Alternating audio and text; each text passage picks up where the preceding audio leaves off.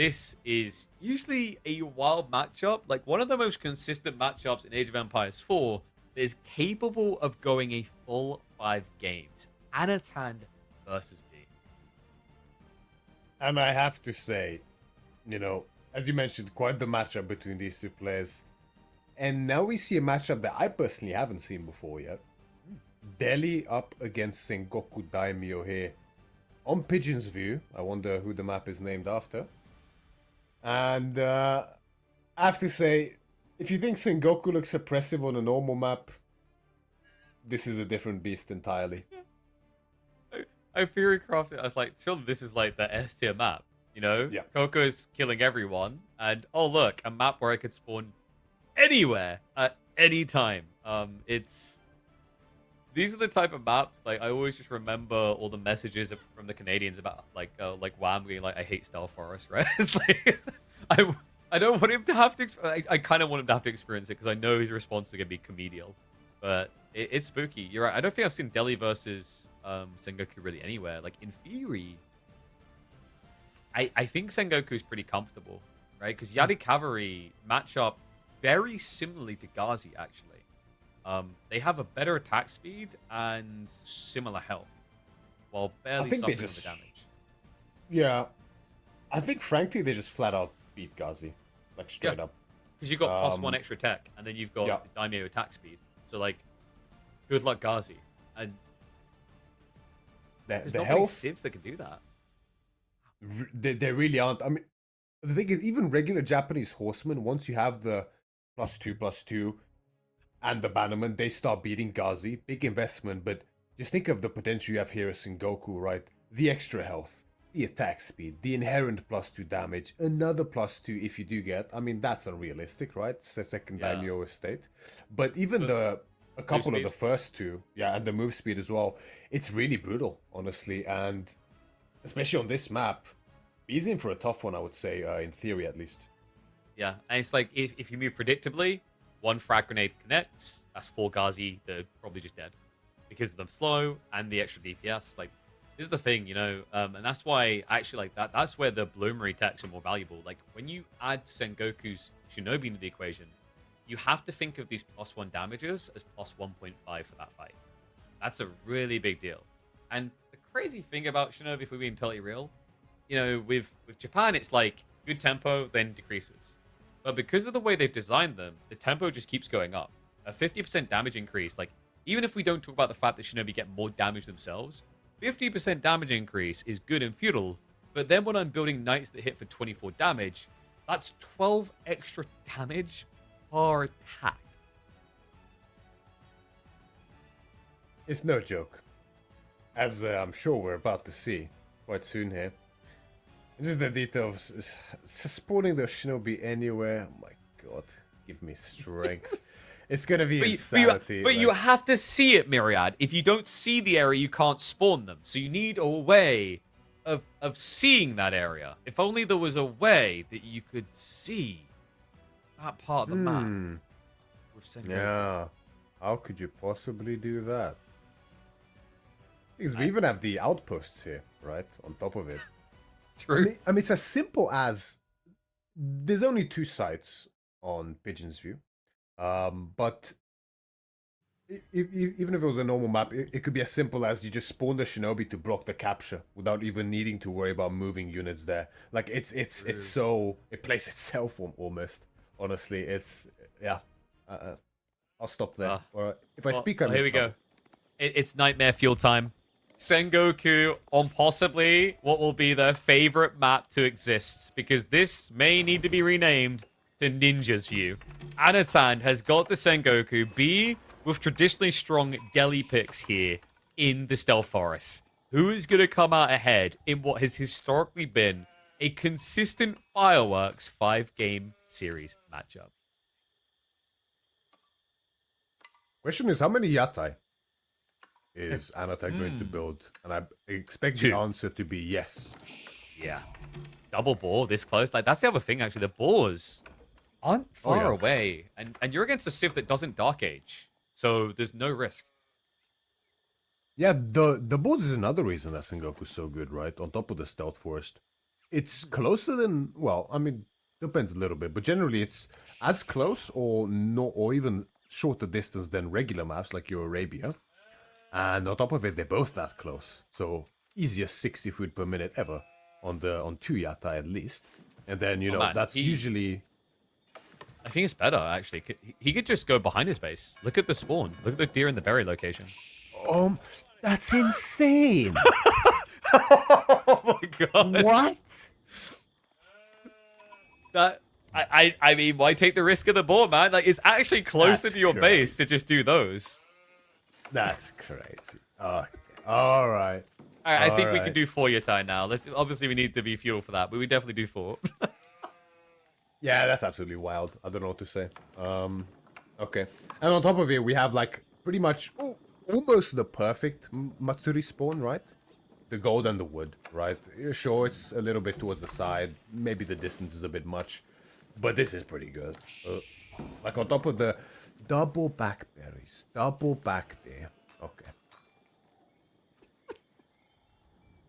Yeah, I'll let you speak for the next minute because It's okay, like, because you have to just balance out the good things for Delhi about this map, right? So like the Delhi, they got their berries and their deer at the back.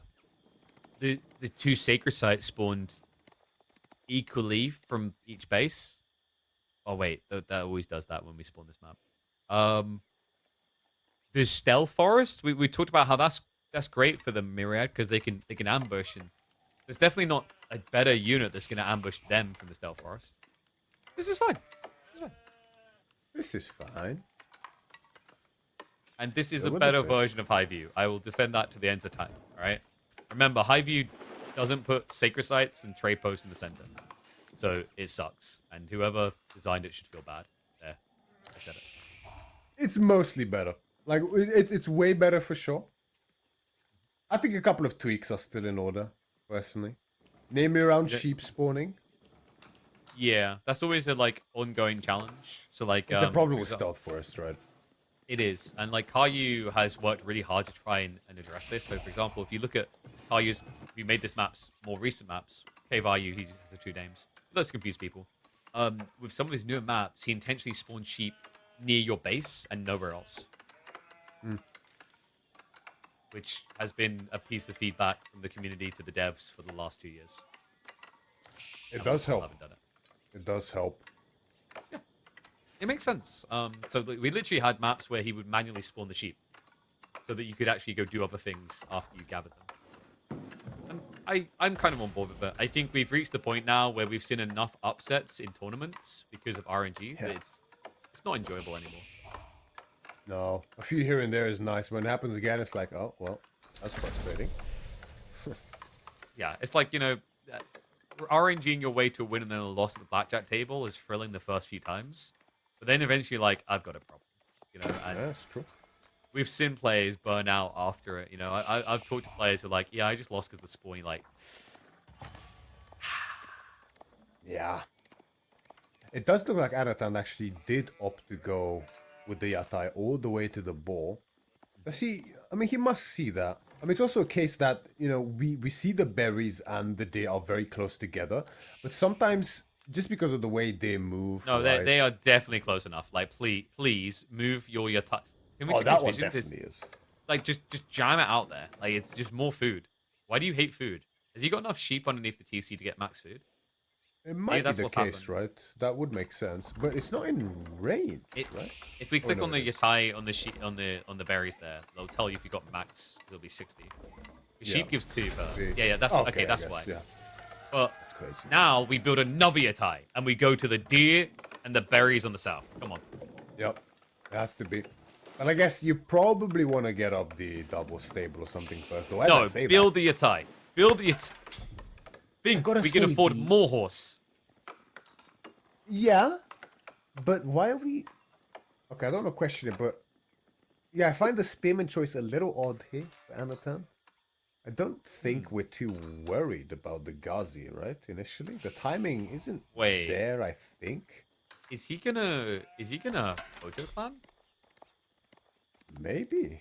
Maybe. It's like- we have the stone. I think Hojo clan is actually slept on a lot. Yeah. I agree. Like the spearmen get movement speed and they do 50% more damage to workers. Actually, more than that at this stage. It's really, really good. And wow, look at that. Where did they appear from? I think the idea with the spearman here is he wants to make sure that, because the thing is, it takes a while to get up the double stable and then have the Yari in position. Yeah. You will get pushed away from the ball, right? But a couple of spearmen is enough to actually keep the Yatai in position. So I think that's probably the idea. So I imagine we're going to see double stable now. Ooh. There we go. Yeah. Good call. It makes sense, right? Because, like, your opponent's just going to get in a mosh pit. In theory, he should eventually win, but... Oh, wait. Is he going to go for... Yeah, I was about to say, you want to go for that. Like, the food trader is the value point here, but not able to connect. Yeah, this is actually really smart by Anotand. It's very good understanding of this timing with the food trader. The spearman should ensure as soon as he moves the spearman. Well, if they could see. Well, they could not. Unfortunate. Whoops. The scout as well. B. He somehow actually protects it, drags the attention away long enough, gets the kill, barely takes a scrape of damage on anything that wouldn't auto heal. Caster's curse. I shouldn't have said anything. Should have built 4 spears, mate. No. Maybe 5. No. What was that scout doing? And the thing is, losing that first food trader, it stings. It really stings. How about losing a second food trader? Are we going to get that too? Has he pulled the ball? Is he still got the tie out here? I don't see it on the minimap. So did he pull it back? Yeah, he must have pulled it back. Right? He's pulled the ball back now, right? This is where it gets a bit... Wait, he just sold stone? Am I crazy? Oh. Did I see that right? No. Did he really? Can we just check the production? No. No, I was going to say, that's crazy. No way you sell stone. He definitely exchanged something, but I didn't see... Oh, no, I think he bought stone. No. That would make more sense, but he should have already had enough stone naturally. Gold gathering. Should have. There was definitely an exchange. I saw that 100%, but I don't know exactly what. We are 6 hours into the broadcast. This is the point where Mira starts to see things. No, this, I will die on this hill. I saw the Shinobi. exchange. Like, here they come. Like, for example, you thought you saw Shinobi here, right? Yeah. Just let him throw a few grenades. I don't know what happened to that horseman. He's just Shinobi. Sleeping. They're not very good Shinobi if you can see them, to be honest. That's true. Where's the camouflage, you know, that the Japanese Shinobi have? Yeah, why have we turned up in black robes in a yellow forest? That's a bit... That's kind of give you away, you know? That's true.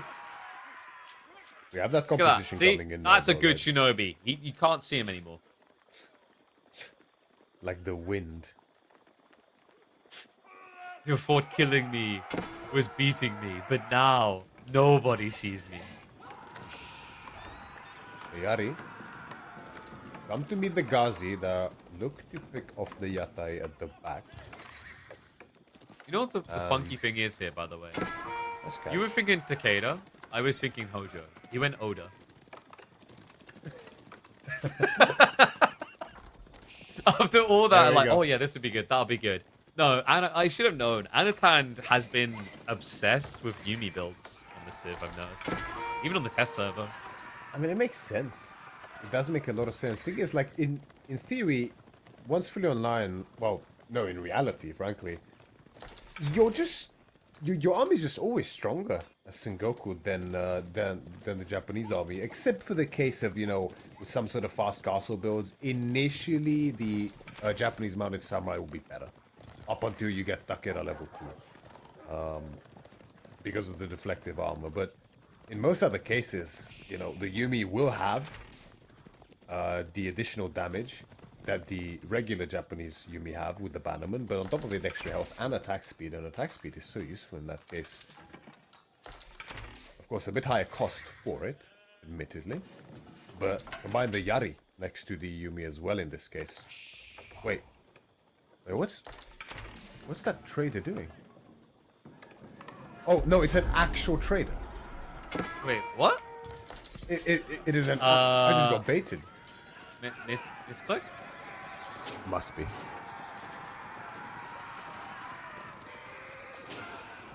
There's no way you'd actually try to trade on this map. It's not exactly a great... That's an improvement over the normal high V, by the way. It's definitely not a good trading map. the start. The trade posts, just to emphasize people, they're not in the corners. It's not free equity, okay? You have to earn it. But very good tanks, by the way. 90 health, don't take bonus damage. What's the hate? There's no way he misclicked twice. There's no way. I can see the day happening where a trader is used to bait someone to think it's a food trader for Sengoku. It's gonna happen. It's going to happen, and I'm calling it now.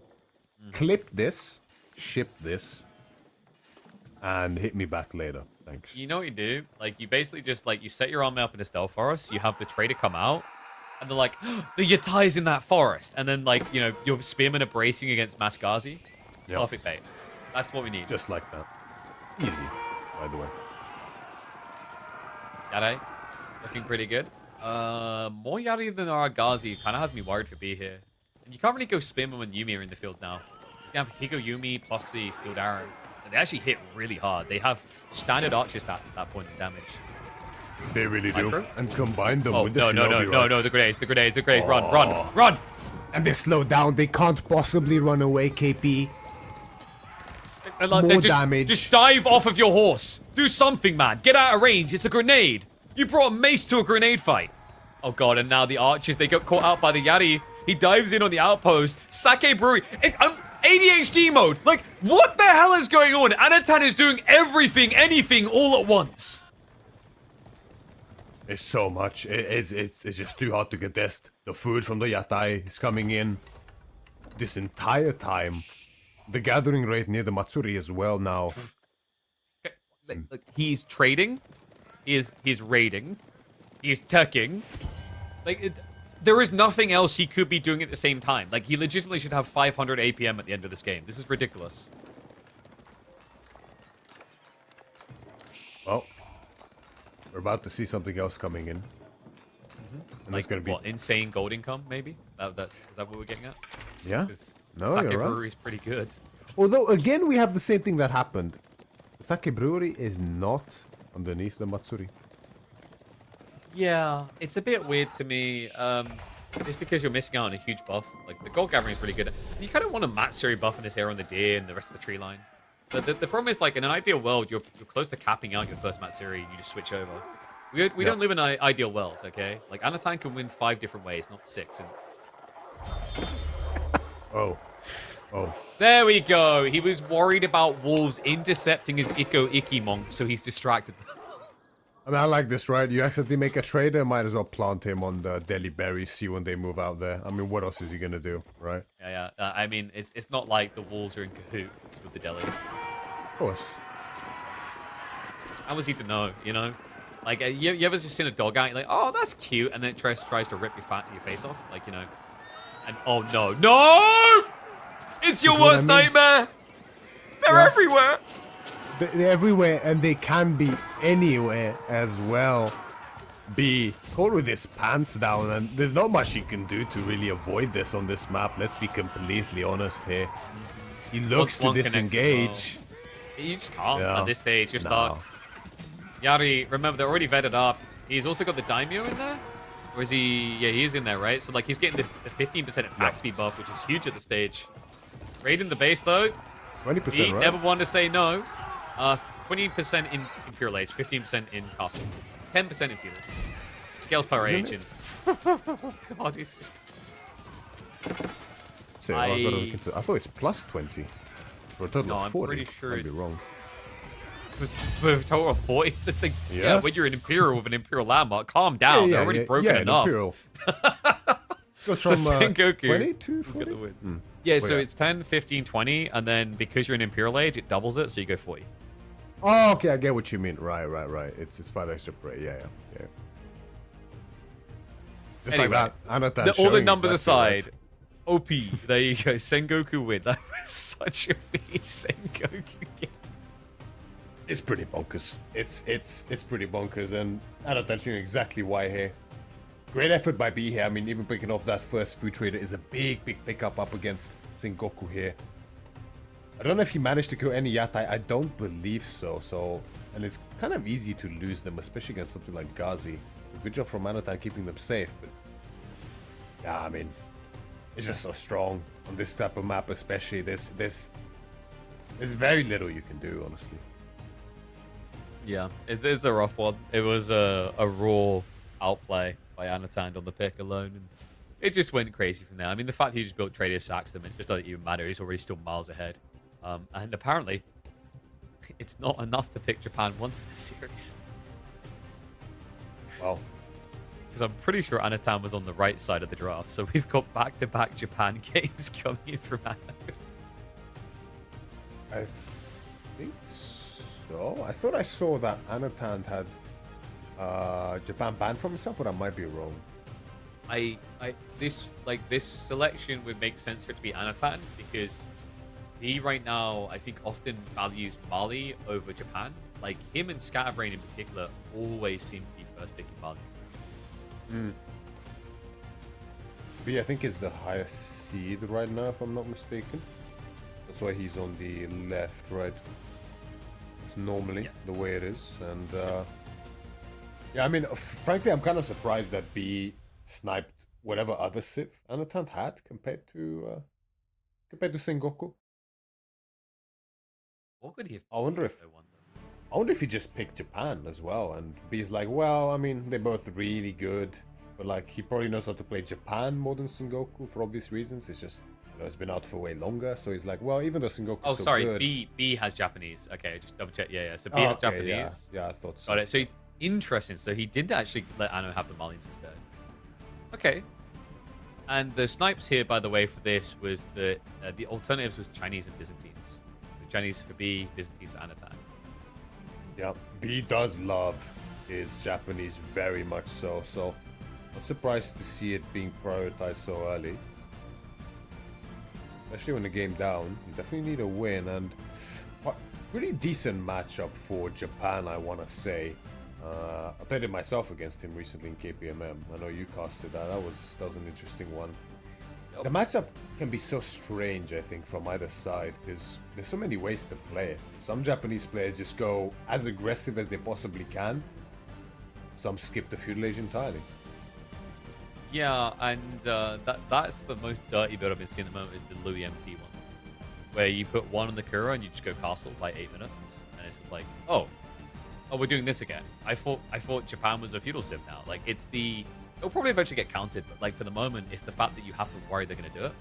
I'm curious to see if Anotand's going to try to leverage Sofa to suffocate the map, though, because Malians have been on a vibe right now. This civ seems to be going from win to height to height. So let's see if Anotand can turn it into a back-to-back wins as we head into Gorge with his Malians up against Japan. Aggressive opening here from B. It is going to be the Spearman opening here.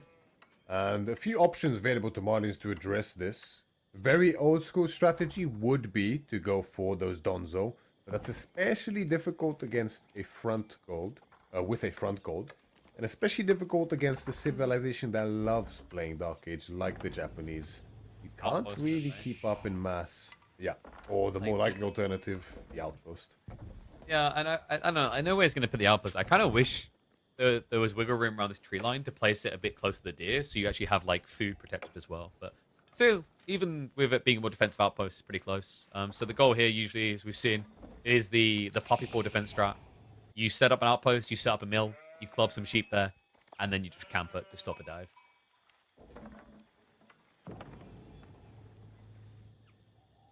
No wonder now, because we actually had him going for the 4 house before the outpost, which is a bit of a greedier alternative. You can see he hasn't even started building the outpost, but the spearmen are already nearly at the gold. Let's have the wood now. Gonna place it. Now, is that in range? You probably, I mean, it's always gonna be fine. You just have to put extra villages and make sure that they face towards the TC. But it does delay a little bit. Yeah, this is a definitely very greedy approach from Anno. Like on the timing and the positioning as well. Oh, that's a bit annoying for Anotand. Yeah. Yeah, straight away more villas. Like, wait a second. He brought more people too. This isn't fair anymore. So outposts will go up. This is still a lot of idle time though. Like outposts take ages to build, and preferably you want to optimize around one building it up wherever possible.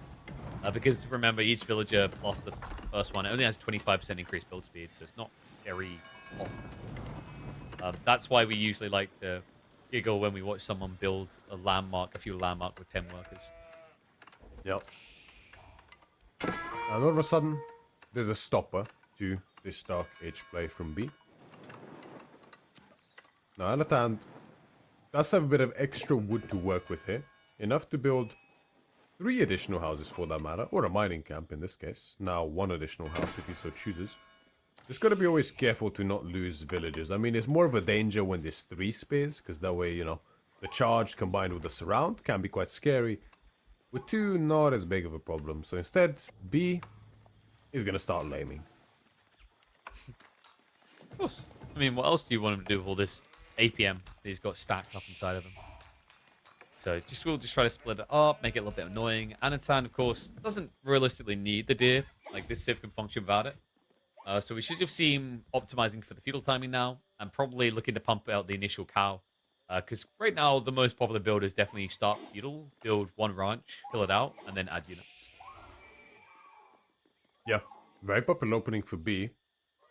When he's playing the Marlians especially. I'm assuming Anotand, yeah, he's not going to do it today. I think both are very viable. But obviously with space already on the field, doesn't feel that great to go into Sofa. Obviously Sofa, one of the better cav units up against infantry. Courtesy of their bonus damage against them. But yeah, you just avoid them though, right? Like, yeah, it's just 2 spinmen. If you build Sofa, you can poke in on him and then force him to build. And then you go back for the archers afterwards. Because like right now, every single Marlin game at the moment is like, how do I get to archer Sofa? It's always the golden goal. It is. It's just such a great comp.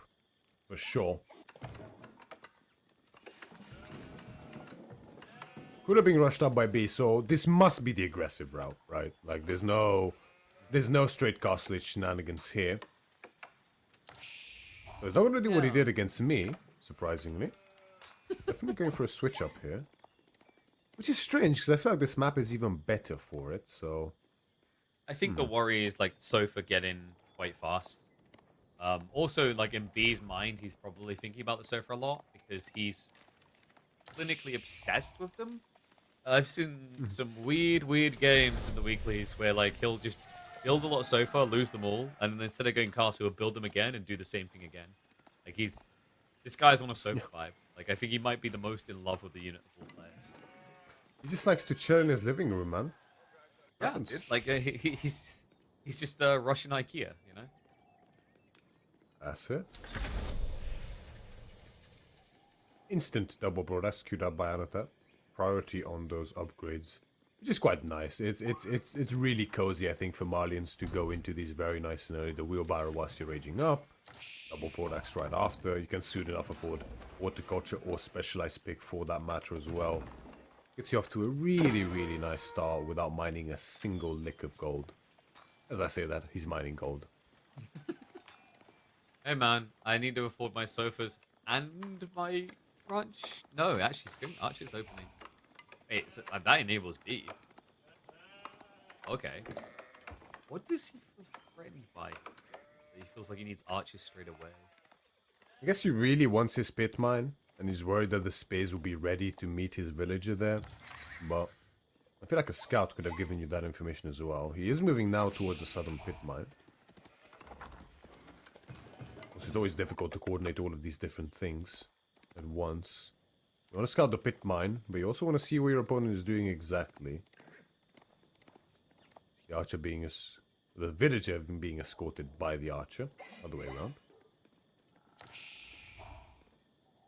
But the horseman should actually be there if B goes, which looks like he is going there straight away. And I think if I saw that correctly on the minimap, oh yeah, so the scout was going right past the wood line as the horseman was, but I think Anotand just saw it, quickly turned around and regained vision. So yeah, he pulls the villager back. Beautiful detail, actually. Very nice. I think he just in time saves it. But again, that slows down the gold. So no secondary pit mine for Anotand yet, which is definitely hurts. By now, you'd rather have it. Yeah, and your opponent's going castle, so this is about to get really bad because Anotand just got scout building javelin. Oh, it's the fake out. Yep. Classic. Like, you had gold vision. He even convinced you that he wasn't just gonna do it. I didn't even look at the res, yeah. Here we go. And this is actually really smart. I remember seeing Muinlo do this a long time ago where he made one single Honorable Geisha in Feudal. It just goes fast castle. Into mass-mounted samurai. Because he baited, the Honorable Geisha brought out one or two archers. Exactly the same case here with the spearman. Because there used to be a really good strat. I don't know why it didn't actually take over more, which is like you could open Onabugeisha and then follow up Horseman. And Malians would be pretty screwed because like Onabugeisha will always be the Gonzos, and then you got Horseman to deal with the Archer's Javelin. So then you just camp on their pit mine. They have to defend it. And the more you can encourage Onabugeisha, the better it gets because it's a cheap unit to burn everything down. It can quickly kill things. Yeah, yep. It's a weird threat. Like when you see a Bugeisha, you feel like you have to react to it. Because like I think part of it is your brain says, hey, it's really dangerous, but only if he gets enough of them. So if I counter it straight away, he's thrown the game. I wish we saw more of them though. Bugeisha's fun. Yeah, it's just such a... It's very difficult to fully enable the unit, right? It relies so much on mass and the element of surprise. That can be a difficult two ingredients to bring together in harmony. So just build Mount Samurai, lol. We never again. Yeah, here we go. Ooh, I mean, who needs anything else? They're like, what, the third best heavy cav in the game now in Castle Age? Castle Age, yeah, might even be... it depends, like, by the metric. Actually, by some metrics, they're the best, right? So I think... Well, I think they're slightly better than maybe Sengoku. Actually, nah, it's tough between them because the two I put above them is like obviously Cataphract and then Ridari. Like Ridari is number one. Anyone who doesn't think that is smoking something. They are literally the best heavy cav in Castle. Especially as numbers start building, right? Like the more heavy cav there are, the better Ridari get. You could make an argument that especially early Castle Age having the charge is really nice. But the Ridari don't really care anyway, because they're two-shot villages without a charge, so it doesn't really make a big difference for them. And it means Spearmen can't defend them. Like, they're so tanky, and because they don't charge, you can't brace them. Like, if you're playing Ridari, little tip, just walk past the Spearmen. Ridari. Like, when we have counter call, he just tries to say it in the most, like, Norwegian way possible, but he sounds Russian. And then I also point out that he's wrong, because I trust aging mythologies. Wait, is that in that Ridari in Age of Mythology as well? Yeah. That Ridari. Okay. It's like a voice line, eh? But not an actual unit? No, it's a unit. okay. Pretty sure it's in the unit in Age of Myth. Someone's gonna correct me on this. Maybe it's called something else, but I'm pretty sure they say Ridari. Double check. I know there's a unit called Raiding Cavalry, which is... Yeah, it might be the Raiding Cavalry that occasionally says Ridari. I'm certain I've heard the line Ridari said in Age of Mythology by a female sounding. I think I know what you mean. Like, I haven't watched it much, but I think I saw it as well. Speaking of seeing, I see this charge here. I see a yellow army, but if I close my eyes for 5 seconds, 3, 2, 1. Oh wow, they're still alive. I'm actually impressed. Barely. No speed of the Javs, right? Aiding them here a little bit. And Anotand did a nice little trick there where he just pulled the Spearman towards B's base just to create a tiny bit more distance. Knowing that the Spearmen are kaput anyway, of course. And now we have Shito Priest, of course, moving towards the relics. And the thing is, this fast castle against Marines, right? Historically, going naked FC against Marines is seen as a big mistake, right? For obvious reasons. Being able to get the cows, having the space they need. But the thing that really helps here, for the Japanese especially, is they will have access to the food with the Kura anyway. And if you're able to keep Malians pinned in the feudal age for a longer period of time, you will have these higher quality units to actually trade favorably from the get-go to cancel out the disadvantage that you would have in economy, for instance. I think it's quite effective once you pull it off.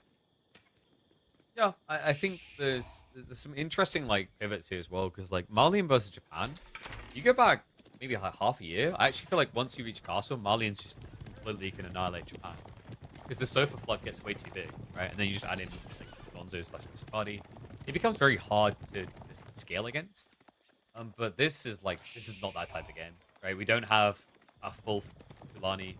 We don't have a Fulani at all. We literally Indeed. have cheesy Javelin Farimba. And against Massmart Samurai, I think that could get pretty tough. Yeah. I mean, if this were Sengoku Samurai with the extra move speed, I'd be pretty worried for Anno, but now maybe these Mancer Javs can do work Hold on. potentially. They are still really Nice. potent. The Knights, they're going to get in. Anno, Oh, tries to peel minus away. one. He's got a few Donzos to defend here, but that is a stacked economy about to go idle. Tech-up completes. He queues the upgrades. They're going to be coming in, but B already knows straight away what he's up against here. That's right. Mansa Javelin is now in for Anotand. Very scary unit even now. They have fallen out of favor a lot recently, mainly because of the pro scouts, I would say. Lack thereof for Malians nowadays. No one really goes it anymore. However, still, they have lost some of their move speed, but the same oppressive damage is still there. Just the potential for that damage might have gone down slightly. But not to be underestimated still. You can see the mass is building pretty nicely here for Anotand. Yeah. All you need is a few Donzo to keep him safe. And they will do their work. Keep in mind that Yumi still answers the Donzos pretty well. Like, the challenge here usually with Javs versus Yumi is that you will overkill a lot of Yumi. But, you know, and we have to remember, Javelins, it's not impossible to get wins. We're still seeing them win. The win regularity is lower, though, because this unit got crippled pretty hard when they lost half of their bonus boots. Yep. This is pretty far up. I wonder, is this an overextension? I think Kinda it feels like definitely looks like it. Yeah, the Donzos, they were just getting moved around by the samurai. I think Anotand thought that, He's- okay, that's all the samurai, but it's not. Formation shuffling is disgusting, by the way. Like, he just had a fresh javelin come in that pulled him further away. Look, he done it again. Just that little bit of a step. Like, he's getting more distance than he should, but here comes the sandwich. B, he rotated around the back. It'll smash him from behind. The A-clip makes it a little bit weirder. Great club down there. Anno with only 5 javelins from 20. He throws in the towel immediately. Quite a disastrous end here for Anotand in game number 1, but that's the thing with Japanese, especially piloted by B. I mean, there's few players that look scarier on this civilization than B. B says, well, you won with Japanese variant first game. My turn now. Handshake. On number 1. Yeah. Agreed. We both love this Civ. And, you know, draft-wise, I'm trying to remember in terms of, like, picks, they must have... I would be surprised they both didn't ban out Ottoman. They both have a lot of respect for the Civ. Because I'm thinking, like, what's the next Civ that's Gigabuster between these two? And Ottomans would feel... It's true. They probably got rid of it, right? And, ooh.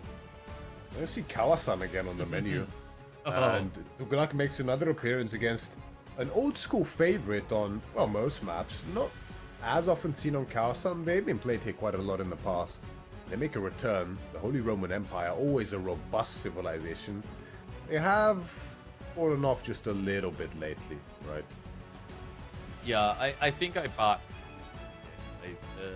back up pretty scary in this situation. We've been over it today already. Like, I think they legitimately are just a very powerful Civ map.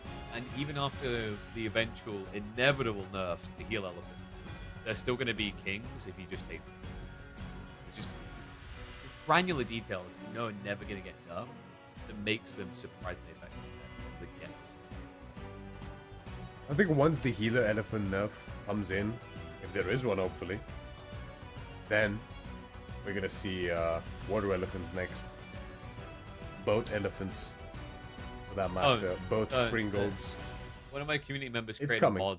One of my community members actually created a mod that put an elephant on like a galley. For no other reason than to identify it as a different. So it just sat there. It just sat there on a boat. So like it's kind of been done. I want to don't see think- that actually. It looked glorious, man. Like the confidence, the swagger of that elephant. He even like, dude, he went pretty extensive. He added units to like every civ. There was the Temple of Equality. I think he called them big boys, and they were just like really chunky monks that were like men at arms. He also added in petards, but he for some reason he called them slaves. So they were just explosive slaves. Yeah, he went ham, man. That could happen. I think was it. And there was a mod. I don't know if this one was his. I just distinctly remember. Bruce got a Revolta clip that was like a bunch of cannons in one. It was I think they called it a Gatling gun or a Kia gun, and it was a legit machine gun. But it moved at 0.3 movements. Dude, I love modding, man. Like we need more modding in Age of Empires 4. There's not enough mods that are like, I'm just gonna do something stupid. I don't want we're fixing this like bug behavior or we're making a bounce map. I want the truly unhinged crap. We need more of it. Be on the cards. Part of it is I heard these difficulties can be hard to pilot your way around, yet I haven't used it myself, but that's what I've been hearing. Oh yeah, but I don't know, like I mean, demo ships on water has been well received. We should get demo ships on land, right? Demo elephants. You know. I still stand by my statement that Golden Horde have an upgrade for the trebuchets. Called Karash, where they just pull bodies at their opponents to debuff them and have speed. Okay? You know, that is a thing in history, and Yes, it is. it's kind of, I mean, I can see why we maybe don't have an AoE form. Maybe some of the same reasons we don't have blood, unfortunately. I know, but like we've yeah, created a unit that is yeah. literally translated as body shield. We've already done it, if we're being totally honest. We've just been subtle, okay? If you ever want to, like, after the broadcast, you want a fun time, look up Goblobbers from Warhammer, and you'll see what I'm envisioning. It's one of the most comical units you'll encounter in the Warhammer fans. But no fantasy here. Wait, actually, that's not true. We have mythological heroes from the east. Tuk Tuk, I'm not even going to do the rest of that song, has arrived. It is going to be water time for the Tuklak dynasty as Anotand is looking to take the lead while B heads into Kawasan with the HRE. Lock opening straight away. Very similar start to when we saw Scarlet Devil in this matchup, playing as the Order of the Dragon instead of HRE. I mean, you can almost call it the same matchup, kind of. Similar. So, it didn't end too well for Scarlet Devil, unfortunately, there. Gonna see how B looks to make a difference here as the HRE. Wonder if we're gonna have any Spearman shenanigans once again from Anotand here, as it looked to be incredibly effective in that game. Yeah. Might be on the cards here for him once more. I mean, like, this H3 pick, B is probably the biggest single believer in the Minework play. So I legit wouldn't be surprised this is fishing into, like, a Horseman Spearman Minework trap. Which could be good enough to beat out the Raider Elephants, actually. Yeah, I do think there's a lot of potential. There's so much extra damage there from the Spearman and the Horseman. All it needs is a little surround, which is way easier with the marching drills built in for the HRE than with something like OTD. So I can see that paying a lot of fruit. Yeah, quite a peaceful start, though. Like, we haven't seen an attempt of spears on either side, which kind of surprised me. I thought, like, actually Anotand might try and catch B off guard unexpectedly, but that could still happen. Like, we could see him adding in spears maybe after he's got like 3 or 4 fishing boats up.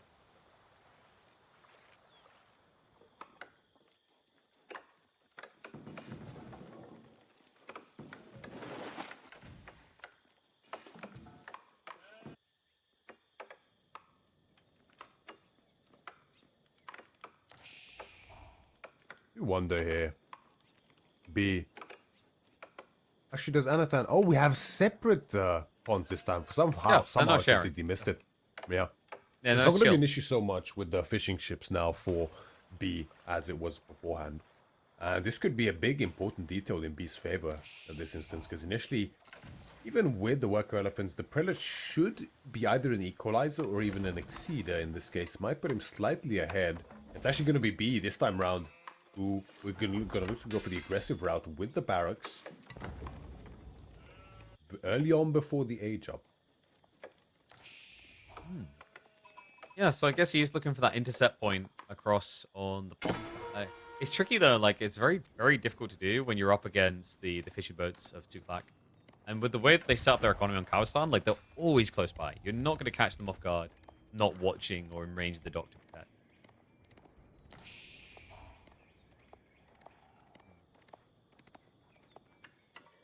Wonder, is he gonna mind work? I mean, he's got it. It's almost like his signature move.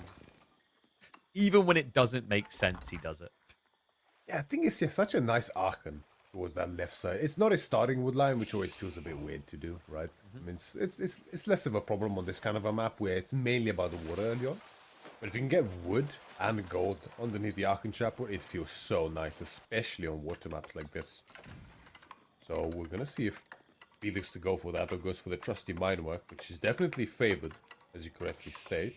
Yeah, like you listed all these good reasons, but then like it is. But it's not mine work. Yeah, yeah, like that, exactly. In his head, he's like, that's true. That's a fair point, but I do like sharpened sticks. Yeah. He's like, now he's mapping out. He's like, and if I have fishing, I can have even more shiny sticks. Oh. Like, you convinced me, Myriad. I'm gonna build mine work. Wait, that's not what I said. Ooh, double dog. Let's see it. Okay. Yeah, comes in. Hey, there we go. Shocker. Wow, thank you for your input, Myriad. You really helped guide me towards this choice. Yeah, it turns out nothing beats pointy sticks in these mines, as we have the Minework Palace on the way for him. Very lovely landmark, especially much value to be gained in that castle age with the steel barding, of course, but in feudal as well, all pikes, +2 damage for spearmen and horsemen, really starts adding up quite quickly. Yeah, it's also like so much more than that. It doesn't get enough credit for just the general value of having a faster, cheaper blacksmith. Like, that's so valuable. You know, we often talk on the broadcast about how valuable that is to a city like China, you know, getting these techs in 24 seconds. And yet here they are doing similar. What's interesting in this matchup, though, is like, while Tuklak don't get their techs cheaper, they get them faster. Insanely fast, actually. Like, no civ as quick as they are. But no rush to that. Instead, it's going to be a rush towards the Dow. Spring ship following up. He's already got his economy. He's now just looking to screw bees. Yes, this is where the additional gathering rate on the shoreline fish really comes in handy, to be in this case. Must they missed the dock potentially being dropped there, and is now suffering for it. There's still garrison spaces for him. He can sort of micro his way out of this still. There's going to be a little while till that Springboard ship is out. And already, Anotand has his buckler. Yeah, I in position. I think he knew about it because he went double dock. Like, that's the only reason I could think he'd double dock this early instead of split dock. So he knew this was going to happen. But now it's like the brutality of Anatand's economy. Like, he's already got a heel elephant coming across to start seizing down the docks, really. And he's got the boat triangle. Oh, no. Perfect boat triangle. The body blocks. Oh, is it going to buy enough time? It is. I'm going to get that one hit connector. Instead, it's going to be boats going down for B. Anotand with a nice lead here. And the heel elephant on a vibe right now. Let's just see the level of damage. I mean, I know it does significant damage, way more than Raider elephants, but okay, it's not that much, but no, it's noticeable. It's like, I think, yeah, 30.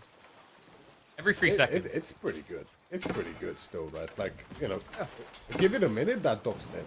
Yeah, like, how are you going to kill that thing? Huh? You know? Conspire to destroy my elephants. Good luck. Especially when you're fighting on water. That's the double whammy, right? Sure, you can focus your Springboard ship on the elephant and get hit by the opponent's Springboard ship instead. It's a lose-lose, and you know, it just goes to show, we've seen it so often today. Tuklak, on these hybrid maps, and water maps for that matter, might become the new boogeyman. Yeah, I'm telling you, it's a weird civ. You wouldn't expect it. They just have so many qualities that are advantageous early on. It's not about like an insane, oh, you get this huge boost at 10, 20 minutes in. It's like, from the get-go, my boats protect me, my boats give me more food.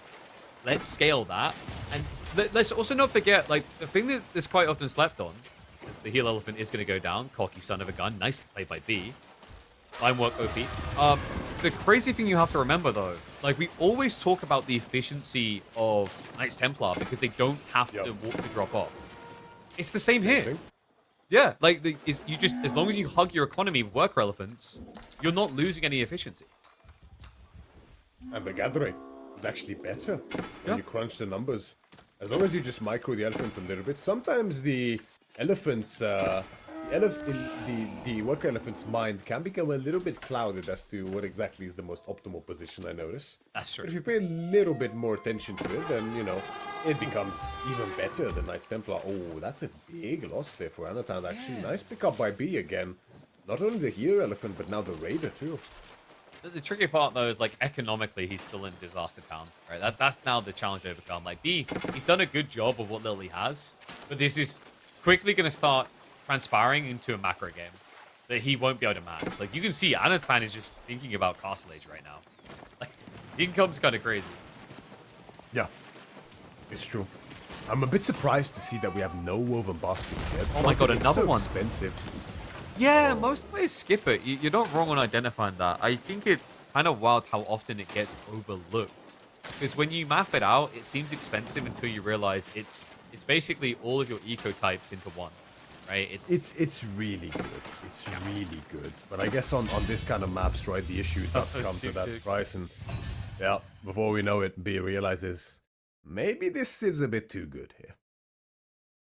Well, like, honestly, I think we're just meaningfully going to start spamming the Tunak song in the background when this Civ plays, because it's just always looking so good. You know, people what a thought throwback. that, I mean, dude, people thought that land elephants was a problem, but then you add in the sea economy, and then you really see how ridiculous this Civ can be. So a 2-1 advantage now. We'll flip that score around. B is now taking the knee. I know, one away from besting quite often his most consistent scrim partner in AoE. Indeed. The one who was the master in the past might learn a lesson or two from his student now, a tale as old as time. He lost the finds heal elephant. himself- How did he win? That's Crazy, all right? that people care about, right? It's like, you lose a heal elephant, you're meant to lose. But I think there was these demo times. Like, Anotand was so clean. There was not a single wasted demo ship from what I saw. Yeah. The thing is, like from the very first trade, right? The exchange of the demos, when one of the Springle ships goes down but the other doesn't, it's generally the beginning of the end on water in that case, right? It's very tough to recover from. Because then what do you even build next? You know, like he was having a galley out next, but this bagger's gonna get repaired. Anotand's gonna have another demo at the ready. It's just not much you can do really in that case, and very well played there by Anotand to showcase the strength. But it's not over yet. Not at all, for that matter. Well, As B does find himself against the wall, but... Yes. And we'll update the scores. It's showing 1-1. Anno is now in the lead. So he takes the Kawasan. Very good. So 2-1 victory. I mean, if you're B, with what you got left, do you fin it down before going Holy Island? Or do you just step in there? It's tough, right? I There you mean, go. well, the choice has been made, after all. I thought he might try and bait Knights Templar and Frisian to make his life easier on Holy Island, but this is a little bit surprising, Murad. He had Shushi, but opted for Chinese.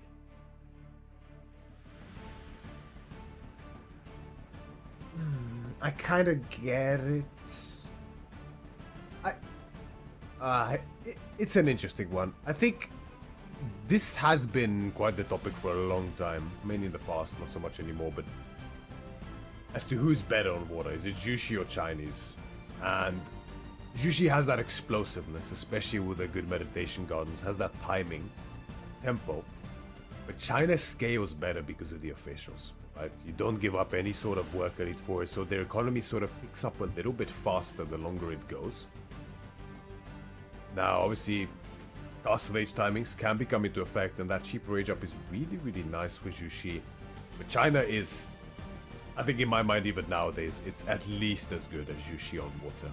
And, you know, I mean, you're not really going to pick China on Frisian.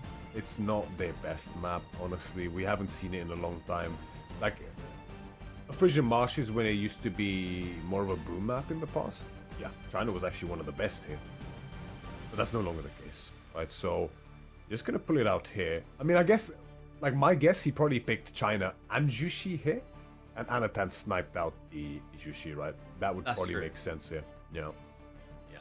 And then I imagine Anno chose probably Ayu plus unless he fears the Dromans more than anything. That's just getting in B's mind. I still remember when he was trying to make the Droman Hippodrome strat work. Holy Island. Eventually had to give up on it. He came close. He was the only player that, like, almost convinced me. But was getting ready, just waiting for a moment for them to load in. Reminder, folks, this is the final series of the day. If you haven't already, be sure to check out those VODs. We're 7 hours into the broadcast. I would personally say best game of the day was the very first one. Remind me, which one was that? That was Wham Scarlet China versus. Oh yeah, that was pretty wild. That was very fun game. Very back and forth. That's what you kind of would love to see as the perfect game in terms of a story. That's one of them. Yeah, the back and forth. I always call it the rally of tennis. It felt like at different points either one could win. But yeah, so far not a day of upsets really. Like we've come close a few times. Like Scarlet started off, you know, you end up getting fish 3-1, but he shoots some Muxi, and then Numadon obviously our closest. This one, honestly, I don't feel like there's a clear upset. Like, these two are very closely matched. Historically in results, I think they must be close to 50. Exactly. I'm quite excited to see how China does against KT here on Holy Island, because, I mean, we might as well call China Jushi. As I said, I'm pretty sure most people would agree the strength is very similar, just the timings are just a tiny bit tweaked in different directions, right? But the strength is very similar. So, in a way, we have one of the two best water civilizations here on Holy Island, historically at least, against what had become by far the best, but is now gotten a little shave. My only worry is that both sides will play very defensively because of the knowledge of how harbors work nowadays, but we'll see. Yeah, I mean, that's the protection is that technically your harbor should not get sniped down early. Or did I really expect a Dark Age rush from China? They are capable of it. It's weird. Like, you know, some players have acted like they're still going to threaten them. The temptation is to control, just rushing into the academy. They often don't want to build the individual, and if they are doing it, it's because they want to focus. It's true. Here's the question. What's on the menu today for these two? As we load into game number 4, with Involta Esports is Anotand, facing 3DB. 3DB playing the Chinese here in the color green, his favorite color, on the south side of Holy Island. Facing Anotand's Knights Templar in the color yellow. Straight away the move out onto the dock happens from B, and Anotand looks to mirror. Now the timing is very interesting nowadays with Knights Templar. You cannot afford that dock straight away. It will always be on a slight delay. And we can see that manifested here. Anotand is still a little ways out. The house even is still yet to be built here. He's going to look to prioritize the dock before the house. So we'll have to rush up the house with 2 or 3 villages total to actually not get population capped. Whereas B looks like, yeah, he went for the initial villager first. Oh, actually, he moves out straight onto the wood line. That's a bit unusual for China. Did he go official? Oh, he did. He did. Yeah. Very old school build. Yeah. Yeah. So he's accepting. He just wants to get a lot of boats out. I think this makes sense. Like if you think about the cost for Knights Templar, their Dark Age is kind of sucky now. You know, they spend 100 extra wood on the dock, and then their wood income has been crippled compared to where it was pre-patch. So like B, he's just taking full advantage of that to inflate faster. Yeah, I do wonder the maths on this, whether it's actually worth it to delay like this. I guess the taxes probably pay off, especially if you're going to invest very heavily into wood. I'm pretty much certain that this is actually worth it.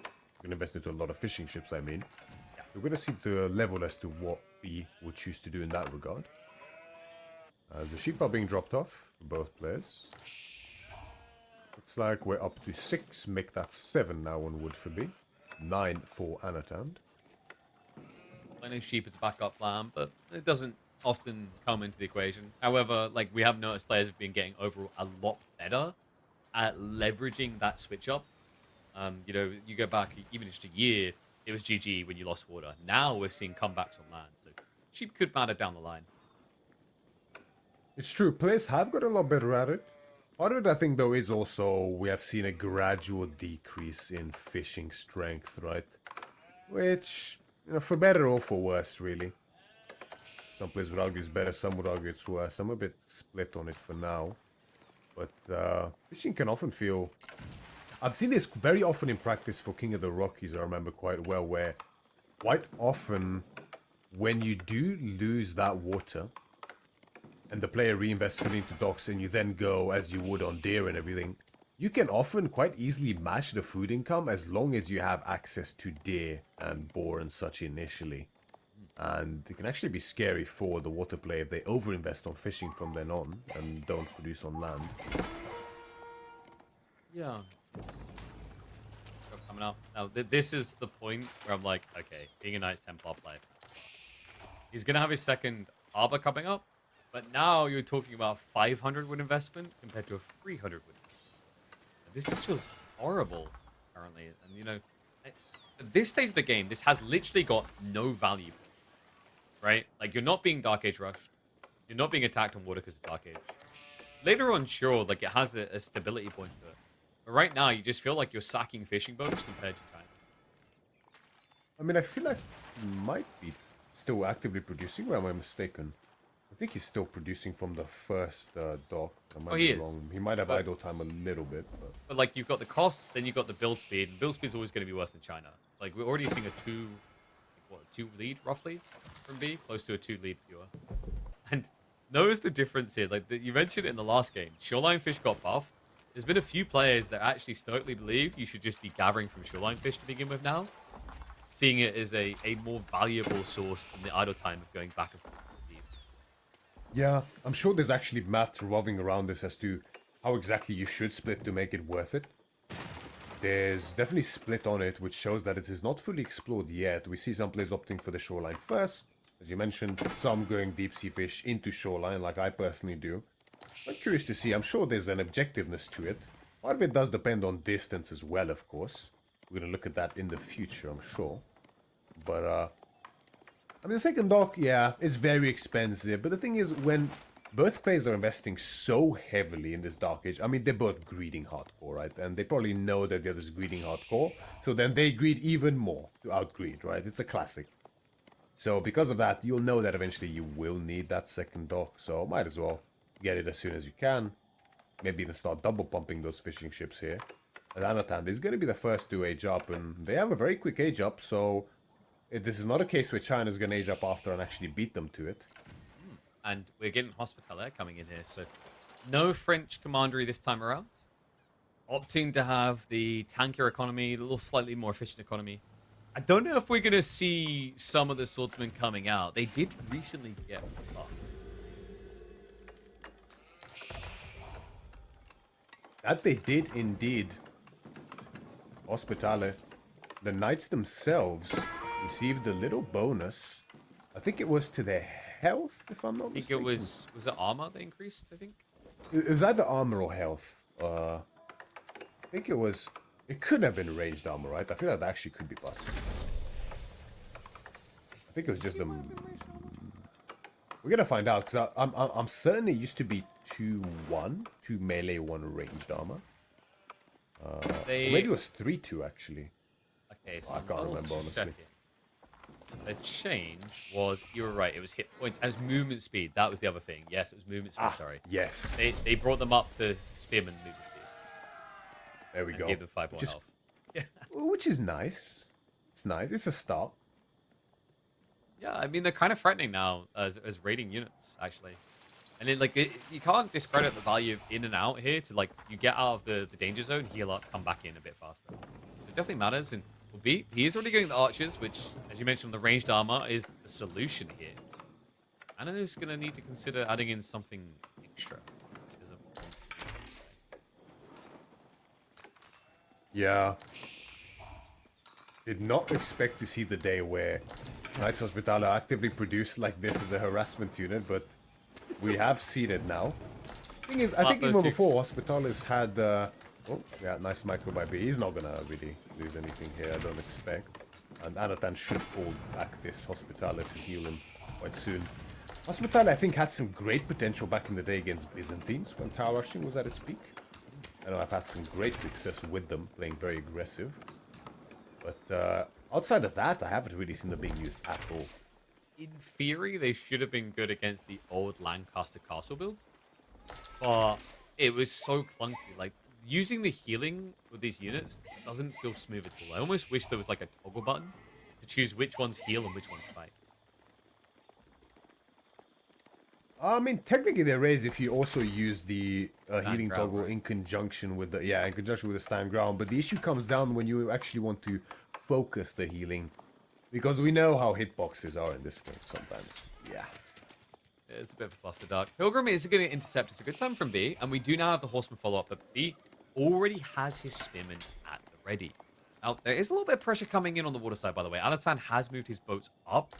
B, I don't think has realized he's only built a single spring. yeah. I think he invested even heavier onto water. This is something I see Marine Lord do quite often, where he just gets out one or two ships, doesn't complete the tri-comp, and adds even more fishing ships behind it, specifically on this map, because you can just get away with it, is the reality. Attacking on water on Holy Island is quite often a blunder, frankly, in a lot of cases, and you can see B instead heavily refocusing on land instead. I thought Anotand's going to be the one putting the pressure, well, the rolls swapped around pretty quickly, and with the forward production, this is a bit scary, I think. Yeah, and he's fully backed off from water, so be safe there. And you're just seeing the scaling eco lead that this is kind of getting uncomfortable already. 10 eco units ahead. Of course, some of that is going to be the extra taxmen added in. A big chunk of that is just the extra fishing that he's already inflated. That's right. And now the production is camped, as we feared for Anotand. And this is actually crippling damage, honestly. So much wood invested there, and they're just off limits.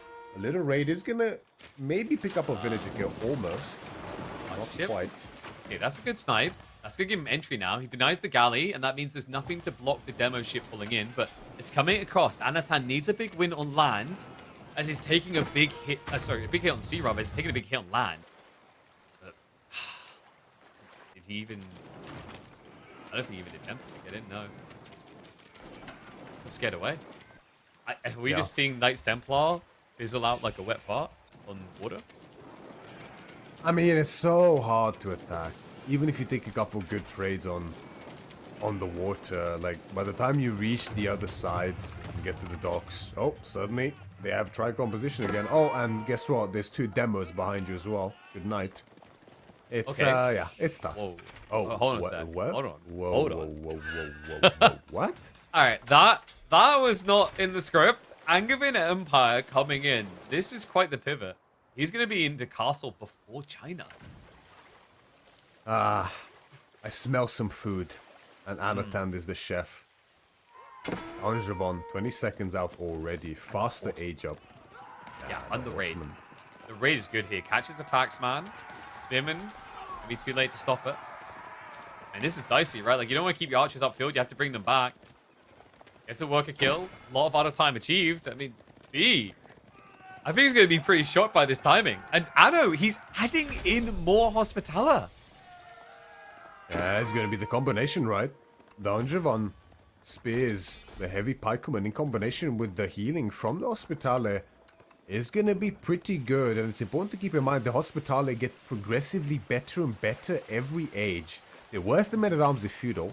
They're almost as good in Castle Age in terms of survivability. And once you have Imperial Age, Not that we'll get there just yet, but once you have all the monastery upgrades as well, they're just flat out superior men-at-arms. Oh my god, another worker kill. Like, these horsemen have just been getting so much value with limited damage taken. Imperial Pass now going to be on the way.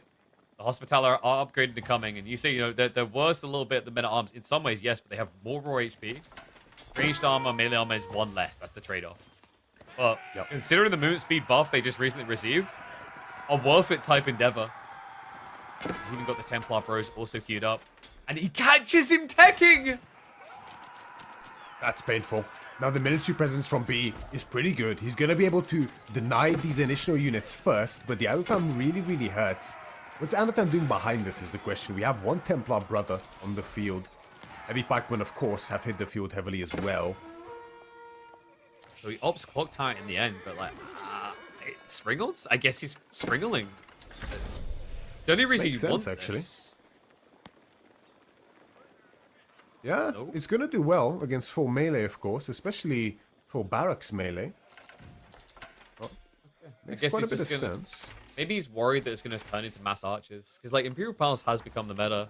I guess part of it is like he knows where the economy is going to be, so maybe doesn't see as much value in it. And he's already seen the comp. Like Imperial Palace's biggest value is right at the start of the age. You scout what your opponent is doing. You're like, okay, that's his comp. You just saw the Hospitality. You already have a clear inkling of what he's doing. And B's scout is in position as well, right? He probably saw the heavy spears coming.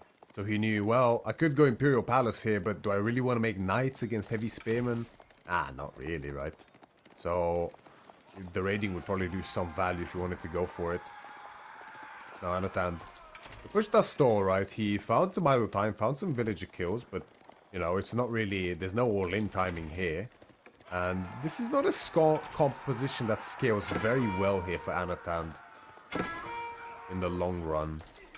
As B is looking to build towards the old reliable full infantry for China alongside Siege undoubtedly quite soon. He's trying to turn it into a distraction here. We've got boats moving in on water. Demo ships are creeping around. There's already one boat out there watching it though, so it's been seen. The archer ship intercepts. Anno wastes the demos, has to run away. And on land, he is being fully pushed away here. I feel like B is just prepped perfectly for everything here. Yeah, really nice balance of spending for B on land as well as on water. We see those naval upgrades coming in for him now as well. Springboard crews as well as armored hulls. It's like not springboard crews, it's called something else, I think. The what? The the upgrade, Springboard Cruise. Oh yeah, it is Springboard crews, okay. Yeah, I wasn't sure about the name. Yeah. So he's getting juiced up there. I mean, I know... I think he's... Did he get the upgrades on water as well? I don't think he did. I think he skipped them. Yeah, I don't remember seeing them in queue. So probably doesn't have his Springboard Crew upgrades or the health upgrade. He's producing more land force here. So we've got the horsemen coming in, crossbows as well. Only 2 Templar Bros. So just going to focus on this as a raiding comp to try and eke a lead. Chip away at what the Chinese have done. Yeah, having a little bit of cavalry is always useful. There's always value to be gained if you know where to look for it. That is what Anotand's plan is with those 2 brothers in arms. Heavy archer switch behind this too. He knows that, yeah, the melee timing didn't quite work out, and B, you know, naturally is going to go into crossbows. He already has a lot of spearmen and archers, so kind of need your own archers here, for sure. Interesting. I know he was trying to guard the back tree line, waiting for that moment where B would pull across. Hasn't happened yet, so the Templar Bros actually end up just not raiding at all. They're going to come back in towards this primary tree line, but that's a lot harder to connect onto. No relic from either player just yet. We do see the monastery from Anotand, but no actual monks in queue yet. The heavy spending when there's so much to invest in on both land and water. Brothers look for an inn, but don't quite find it. Forward from B. Thing is, he's running out of gold, right? He's going to be shifting further out his base soon. But he did get a glorious spawn for it. The triple towards the seaside. Yeah. Yeah, B has his own monastery now. But they are passive monasteries, both of them, at this point in time. Alice God investment heavily underway now as well. Not just that, like there's a timing here for B to go into Nest of Bees. Like the clock tower is going to end up paying off at this rate in a really big way. Absolutely. I don't know if he saw the full extent of this archer switch from Anotand. He saw a few for sure. I don't know if he knows the sheer number. No. Definitely will soon, no doubt. B's attacking on water right now while Anotand tries to raid. It's going to be difficult to multitask.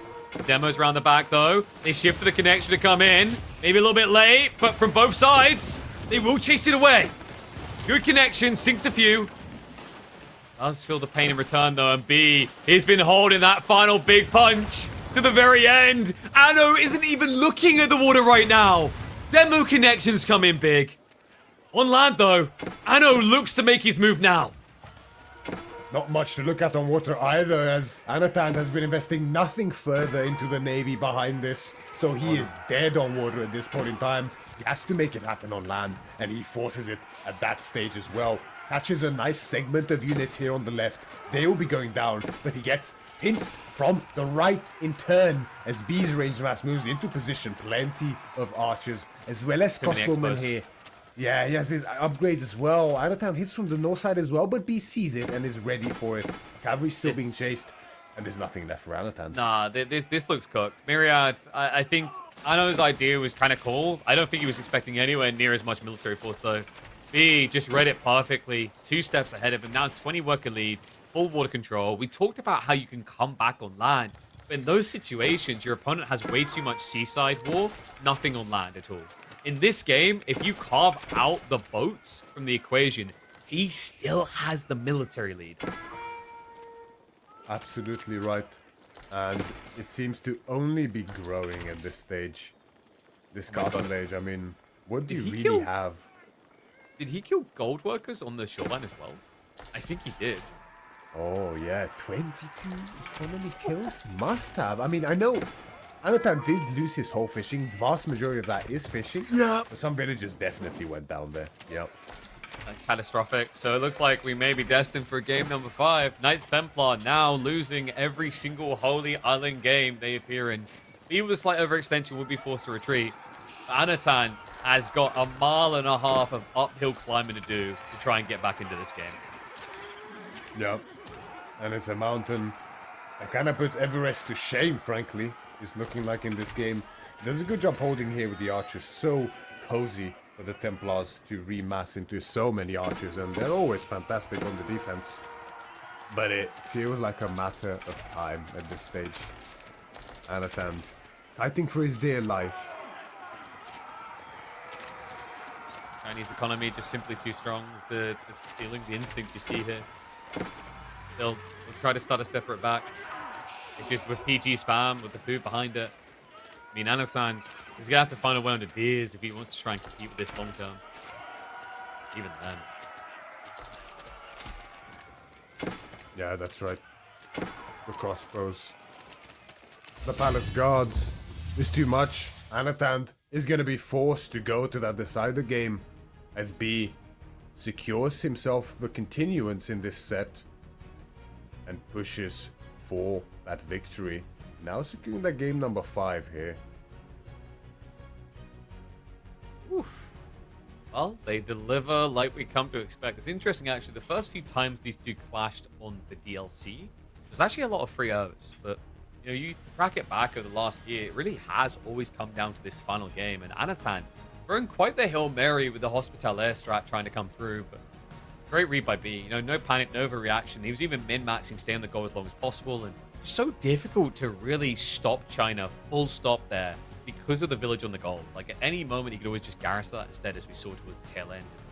Even the raids, like, against the lesser civ, you can see a one in which Anotand connects for the kills he needs. But just look at the garrisons.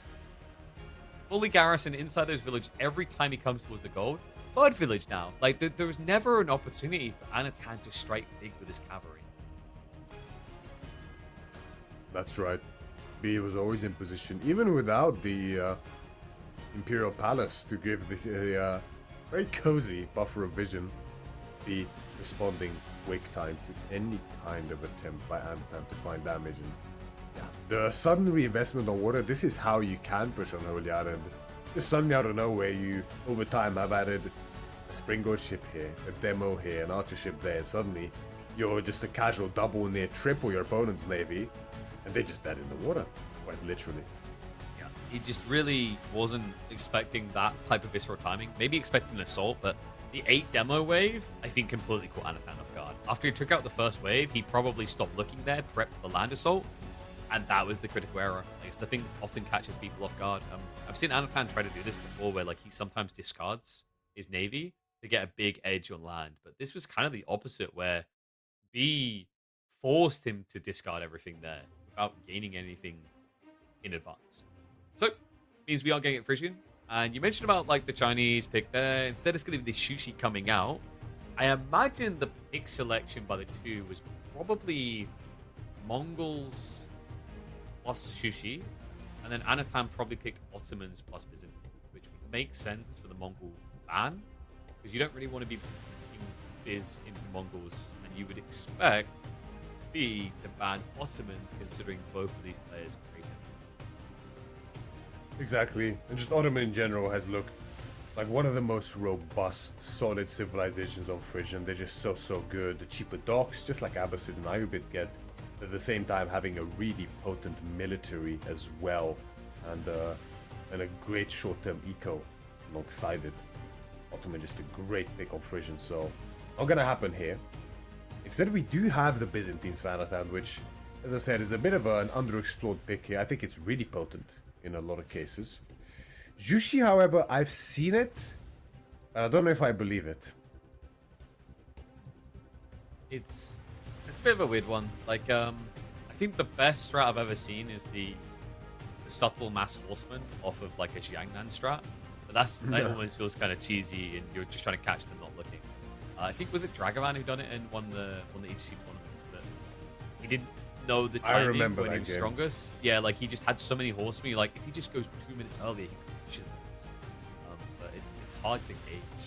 Yeah, curious to see what he's gonna do. Like technically, it is a quick rush towards your opponent's base, so Chuk isn't the craziest idea to just scale into. Yeah, I mean the Jugenu timing, especially for Jushi, is always something that you really have to be careful about. Now, in theory, Byzantines has the tools. Once those longbows start coming in, that's exactly the answer you need up against them.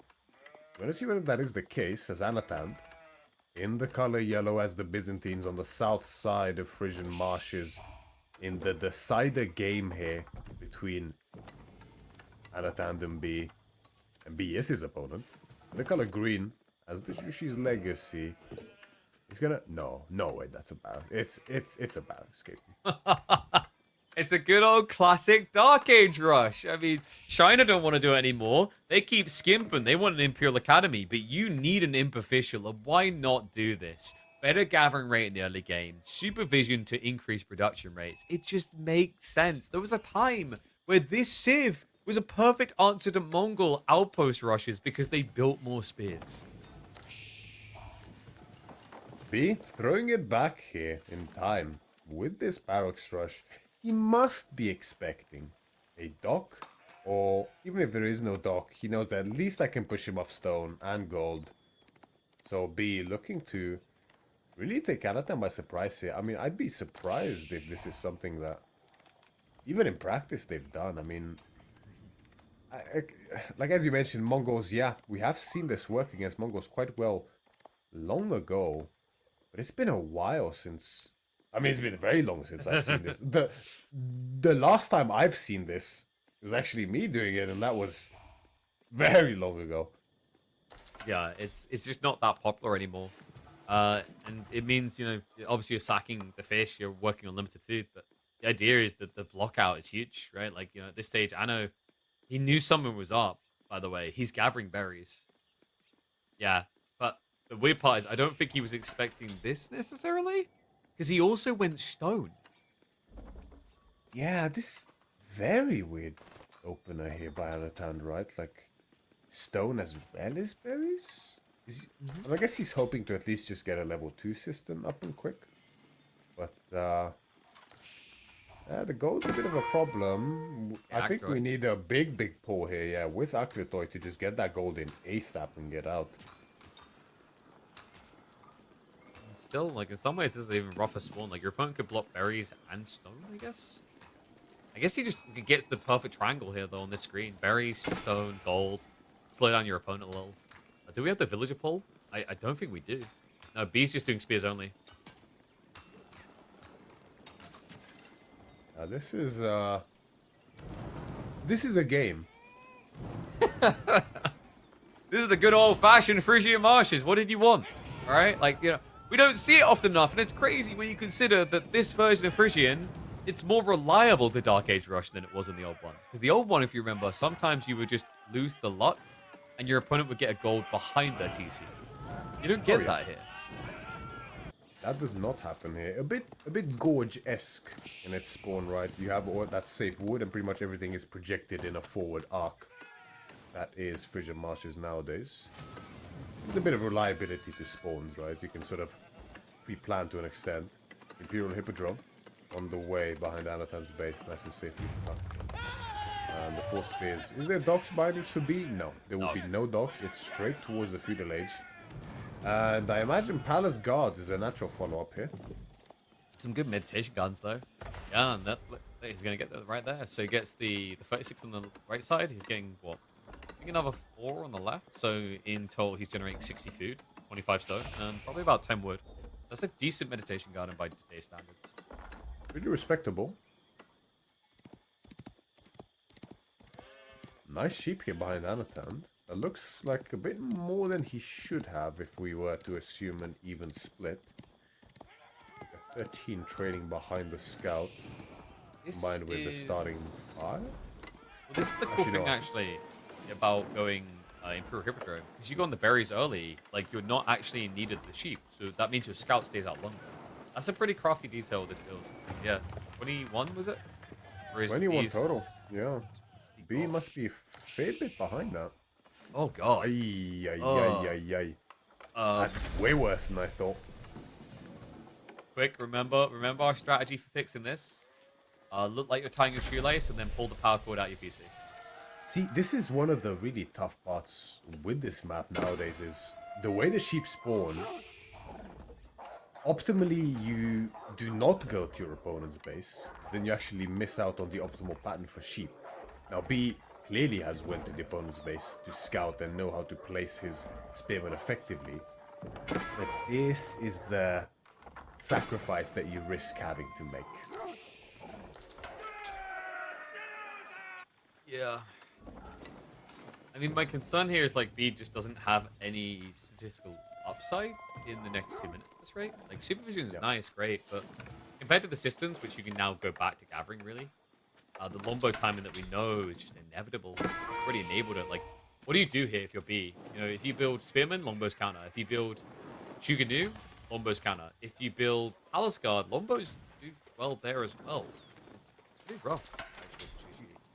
You know, normally in a lot of these cases, I can theorycraft my way around the possible answer and way forward for someone who's behind. And especially here on stream, you know, we want to make sure that everyone has a kind of equal chance to win. You don't want to be defeatist, you know? I can't cope this one, frankly. I think I just don't see it. I don't like you know, it's hard enough even in sheep. I think this matchup in this position. I don't see the route to victory for B. More fish. There you go. I'll give it to you. More fish, and more fish. Right? Only fish.com. Yeah. I mean, you're called sushi. It sounds like sushi. More fish. That's really all I've got for you. I don't know what else you want from me. And then pray that Anotand doesn't go mass horseman and burn everything down. Yeah.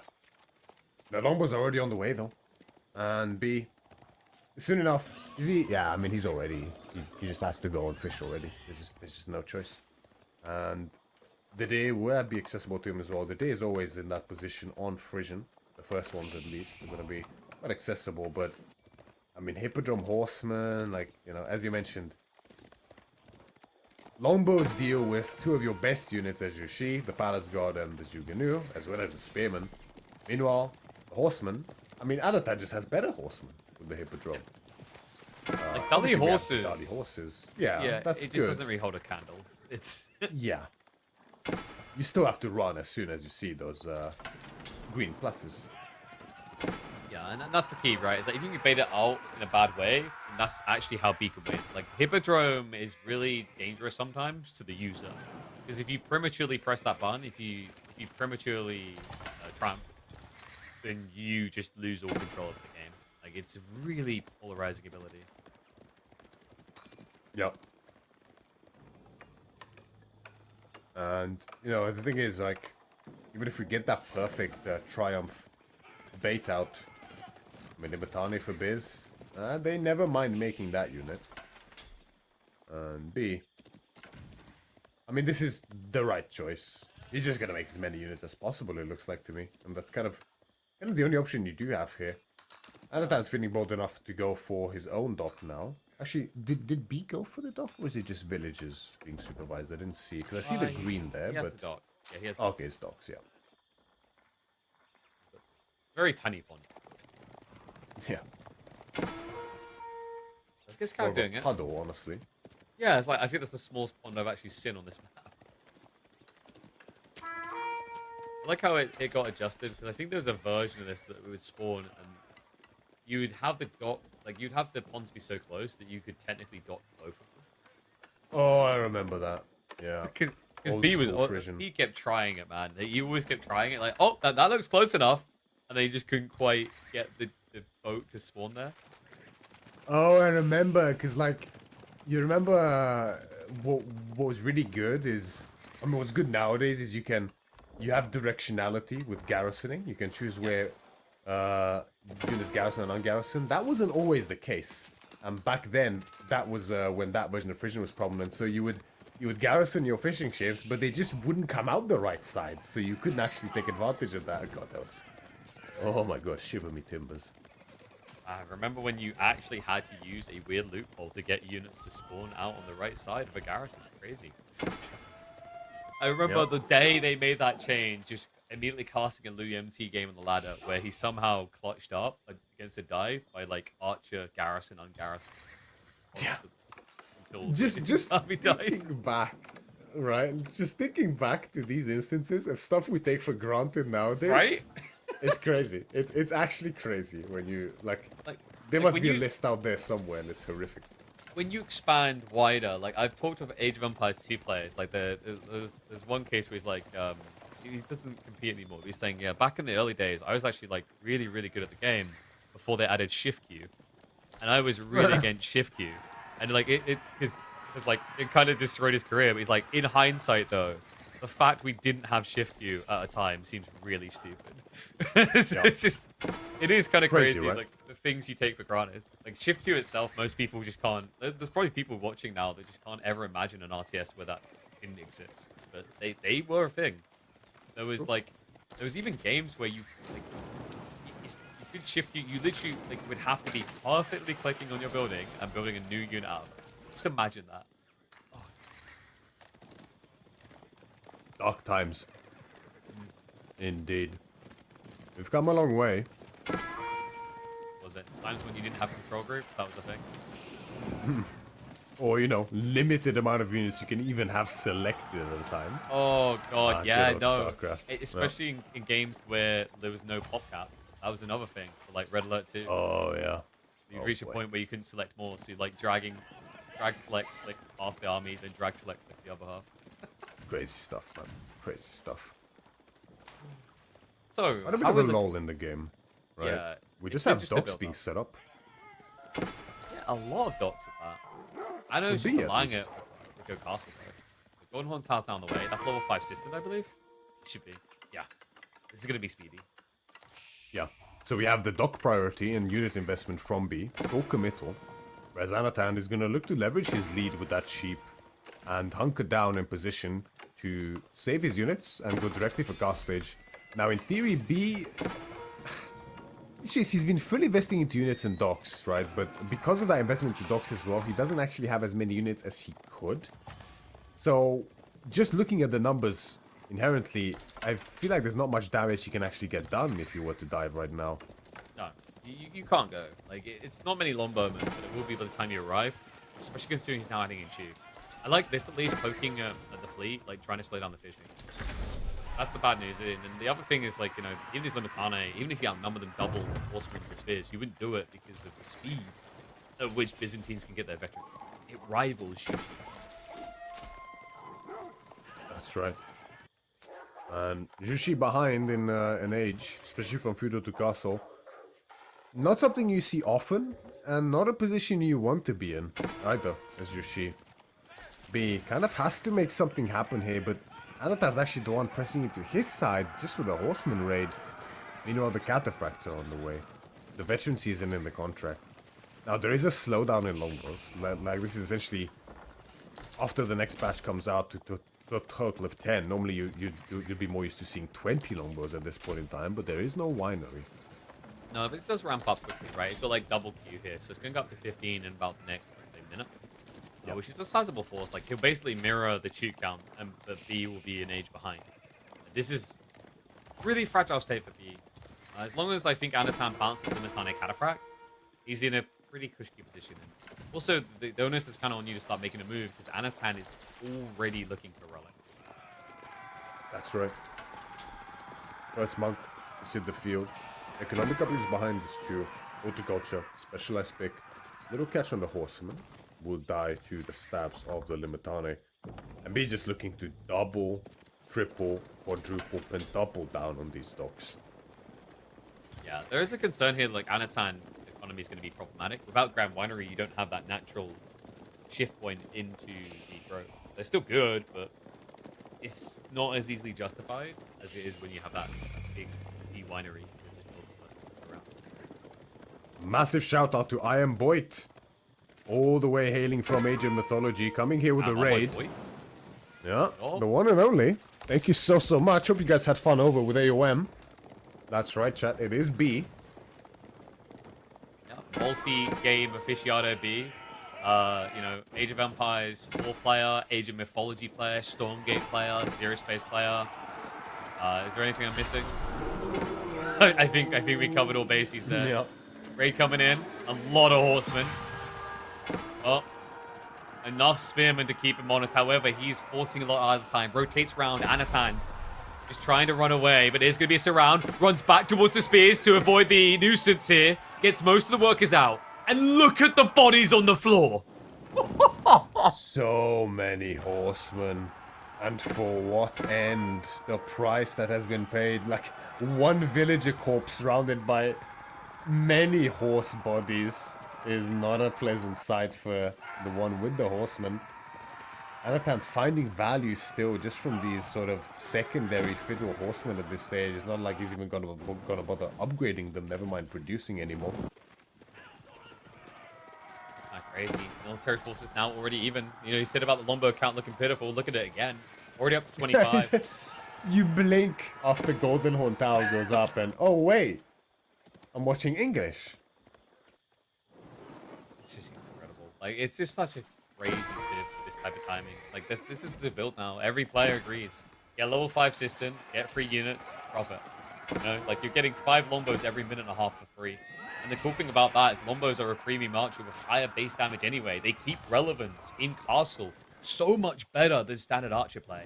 You know what doesn't keep value in castle? Chug. I feel like every time I see a player stuck with Chug in castle, they hate it. Luckily, B has an overinflated in the count. It's only 11. But they are going to feel like dead weight in these fights. Yeah, that's the thing. Unless your opponent just doesn't have longbows, and unless you have like 20 Dali horses, lancers next to them, they don't serve too much of a purpose, frankly. As Anotand, he understands his position. He knows what's coming. With the longbows now, the cataphract numbers building steadily, he's looking to really press that lead, as this fortified position by B is now under direct threat. Anotand not persuaded by the towers as the clash comes in. Direct engagement from B. He wastes no time in pushing forward. The Slimitane are falling. The cataphracts are also starting to take some damage. Yeah, he's but still the trample longbow though. DPS. This is the thing, he's still got the trample as well, so like B, he can't hang around any longer, he needs to keep a few spearmen, otherwise it'll be a bypass. Now, just camped on the gold. I mean, how do you play Castle Age without gold here? This is the starvation factor. It'll slow down a little bit, but B is now struggling. You're just watching that number decline. He's got a handful of knights and palace guard. He's going to be left cheap booted here. I know, weirdly backing up further than he should actually. What is going on? Just taking his time. I think he understands, right? There's no need to brute force anything too much. He can just come in again like this, get another few volleys off, and then back out, right? His B is just blobbing as many units as possible, whereas Anotand's going for a sort of very decisive composition here, yeah. I'm pretty sure it's just trample time. Just eat those juke. Instead, he's going to A-click for glory. Anno doesn't even need hotkeys. He doesn't need abilities. He's taking us back to the OG days of RTS. Select all, A-click, Ooga Booga. Even the land snakes now rushing towards those harmless villages. Nowhere to be, nowhere to feel safe. Yeah, the only units B has left, really, are the Juganu, and they're not even upgraded. It's just inevitable, right? And after so many kills, we get the triumph again. Just to make sure that those Cataphracts got a little bit more pep in their step to be the unkillable. B, with a third of his eco just not working. Barely a standing army. Anno feels like he's on auto cruise. At this point, the activation of the Triumph is just a way to pad the KDA so less units die, really. And B, feels it. The woodline is now under threat. The fishing, although it was heavily invested into, and the food is great, admittedly, the turnaround time, right?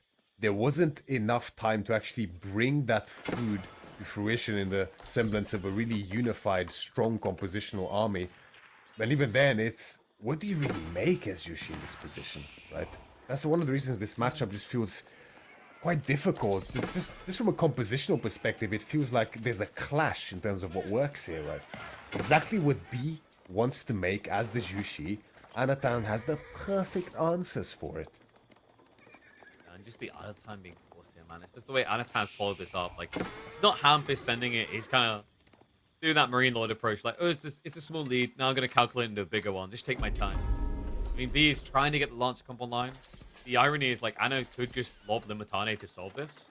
He's ego challenging with Cataphracts because Adders are the better Cav. What that they are happening with that? Oh wait, what? Wait, did you see that for a sec? Can we have a look at it again at the ball? It was very weird. I think it's too close to the mill. We keep seeing this today, actually.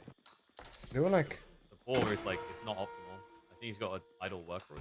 They weirdly moved around. Yeah, like, yeah, look, well, because okay, you know about the weird one where like if a boar is dying, you can place a mill literally on top of it. Yeah, I know exactly what you mean. Yeah, has happened way too often. Gotta be really careful. That's why I like taking a ball on top of actually saving your villagers takes a little bit more micro than one would expect. So like I really shouldn't say this, but technically you could wait for your opponent, like you could scout your opponent going for a ball play, and then place a building blueprint there, and then come back later and just push them off the board technically. Well, like, I think that only works if you actually if the blueprint materializes, right? So like you're close enough to it, which at that point they can torch it, right? I think. Yeah, that's fair. Yeah. All right, so what I'm hearing is we just like Delhi just need to build a wall of. That's a realistic expectation. There you go. This is not working at all for me, man. Like the Knights, they're not holding a candle to the Agincourt strat. Lombos just on a vibe here. Workers mostly will get away, but this feels like the death throes, man. I think it's a bit sad. Yeah, he won't like wave the flag. It's the last game. But there's really not been much for him to look forward to for the last several minutes. It's so unfortunate, right? The issue with that sheep. Again, we've seen it earlier today. It's up to debate whether it's actually decided the game. It definitely played a factor, but the hurt can be felt. We've all went through this at different stages, and it never feels good, but it just happens. And sometimes it happens. Sometimes it happens when it matters most, and this is the result. B in his death throes right now in this final game, in this set. About to be taken out by his ex-student. Now the master. Anotand. Well, he's not going to have an easier time, is the challenge here. He likes to talk the smack, but his next opponent in this group will be Marine Lord, right? It's a round robin. Both of them have to face that. And Marine Lord is the unslayable, the unthinkable, unkillable king. which makes this kind of feel like an elimination match.